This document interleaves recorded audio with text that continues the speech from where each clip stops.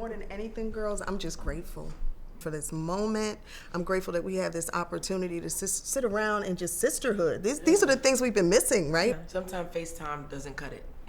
Sometimes we have to be in person. Yeah. And if I do one more Zoom, I'm gonna go crazy. Oh my goodness. I just wish I bought some stock. Right, that part. That part. What did you feel like you learned the most about yourself and maybe even about your health over the last year? Well, I mean, I've learned about my health over the last 12 years because this year is my 12th year as being a breast cancer survivor. Congratulations. But the funny thing is, like, I never took my health for granted before, so it's not like that happening to me made me even more conscious. Mm-hmm. And the reason why I'm 12 years thriver, not survivor, Nice. And the reason is because I was so conscientious about my health. I was never missed a mammogram, never missed my pap smears. I go to the doctors on a regular basis, always had. And because I do that, I was able to catch my cancer at stage 0. I had a feeling something was wrong. I sat up in the bed and I woke my husband up. I said, something's wrong with me. And I was a little late on this mammogram, a few months, because it was 2009 when all of the businesses shut down. So the place that I normally go to, I ran there because they would slip me in without an appointment. And I went there one day in February and they were closed. I said, oh God, I'm gonna have to find another place. Go to the doctor, he does all these tests. Then he says, when was your last mammogram? I said, funny you should ask. I tell him the story. He writes the script right there. Go across the street. Your street. Get the mammogram. Go home. And the next day they say, we need you to come back. They called me. They said, we see some calcifications, and you need to come back. And sometimes it's not detected right away. And sometimes the imaging centers, their equipment may not be good. You may go someplace else that is better. Yeah. But thank God this place, they were good. And then black women in general, our breasts are denser, right? So there are gonna be plenty of times when you go and they may have you come back because sometimes they just need to double check. So you may get that call and some women don't go back. And a lot of times it's fear. Right. It is literally fear that is keeping a lot of us from going to get a mammogram. Whether you don't want the radiation, which it makes sense to not want that, or whether you think it's not in my family, no one has it, don't need to go. But a lot of people don't realize it doesn't have to be in your family because only 20% people get it because it's hereditary. Yeah. The other 80%, which I was in, I call it the 80%, the just because club. Yes. I was in the just because club. My mom. Just because. Just because. So you had no one in my family. Of it? Your mom had no history of it? It didn't run in your family? None at all. I mean, and I think that was the reason that she thought that, no need to get mammograms. So when she was diagnosed with it, it was already stage 4. You said something that was key. No, actually you said it, Free, when you said that many women black women have dense breast tissue. And I wasn't familiar with that. And then I found out they have these 3D mammograms, which allow for them to see more. And so now they're able to see that it's literally just fibrous tissue. But so many women do not go get mammograms because of their fear. People tell them it hurts. Yes, it can be uncomfortable. Hurting is a different word for me. It's uncomfortable, but you ever had a rough night with the man you love? Yeah, it's been a rough night. You can deal with a mammogram. But it's real Go ahead, Vanessa. No, hurting is getting your breast removed, going on with drains. Yeah, that's hurting. That's hurt. A mammogram. So me and my girlfriends years ago, we just got together. We said, okay, every November we go get our mammograms, and now it's changed now. Yeah. But that's the way you do it. Essence has a group. I love Essence's story. Yeah. She has a group of girlfriends. We check in with each other and we all say, okay, we're all going to get our yearly checkup. We're all going to get our mammograms because we had a friend who passed away from stage 4 breast cancer at 36. She was 36 years old. It was super early. And unfortunately, when Kristen felt that something was wrong, she was afraid. And she let that fear prevent her from following up, even though she knew, just like you, she had an instinct. Vanessa, you're a thriver. Yes. You're a thriver. And Free, you have been a caregiver. Yes. Your mother passed away of cancer, and I know. Nothing can ever replace your parent when your parent's gone. And so it makes it so real when you see sisters like you who are going through it, who've been through it, who have been caregivers for those who've had to deal with it. I mean, pass some of that on, that strength that you had to find. That strength had to come just from a love, because you're so scared. You're just so scared. But then you think, we're gonna get through this. Being a caregiver is you have to know when to back off.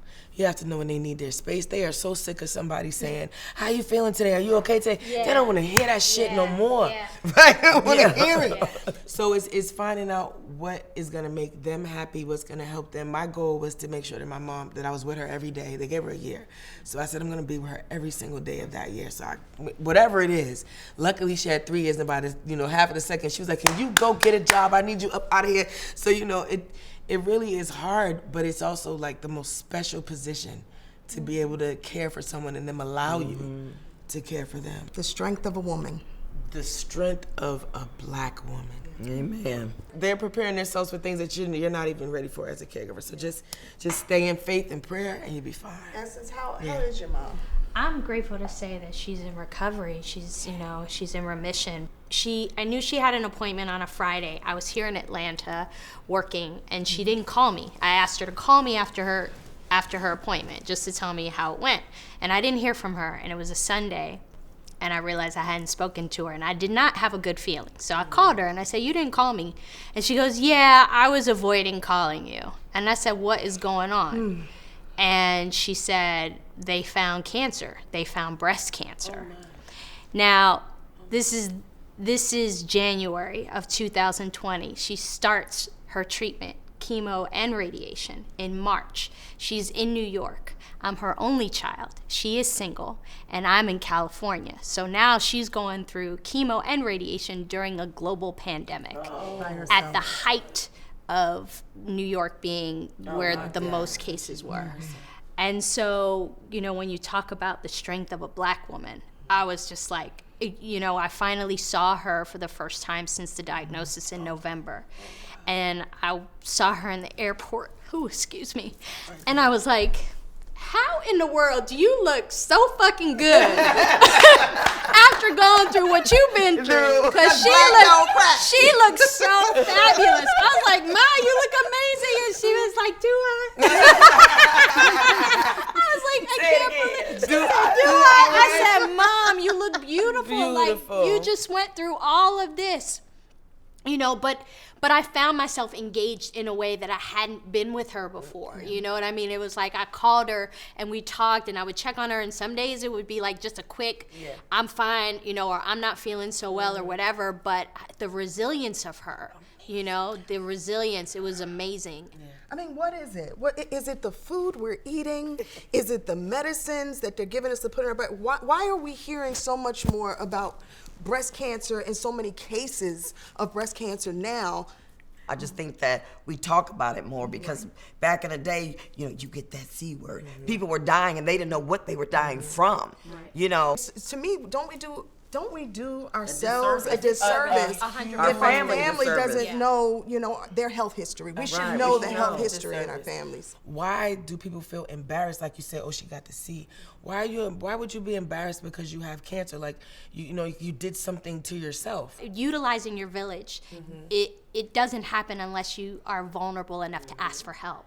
You know what I mean? Unless you're vulnerable to tell your village what is going on with you. So many people go to the doctor and don't understand that this is a relationship, right? Essence, like it's a relationship. 100%. It's the same thing with your hairdresser. Like sometimes your hairdresser get mad, you go to another hairdresser, but you can't worry about that. You have to feel like you have an obligation to your doctor. So it's up to us to advocate for ourselves and to find doctors who are really going to hear us, because oftentimes, and this is studied, statistically, it's been proven that as Black women, we are often dismissed in terms of what our pain thresholds are, what our knowledge of our bodies are, and all of that. But now I understand that you can go and say, I just want to come for an interview. I don't want you to treat me today. I just want to see what your vibe is.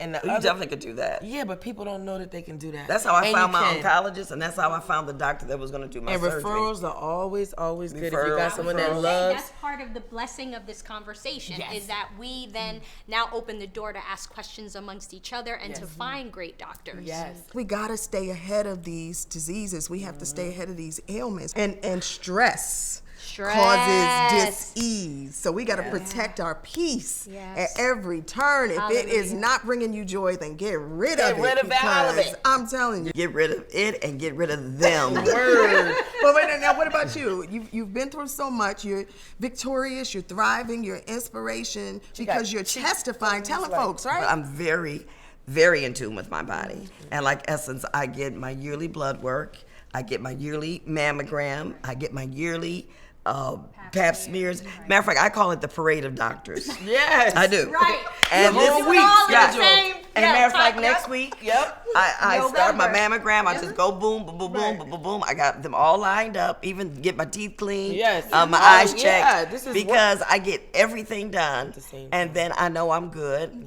And This is the moment. What we're doing right now, this is the moment. This conversation is going to change a life. It's going to save a life.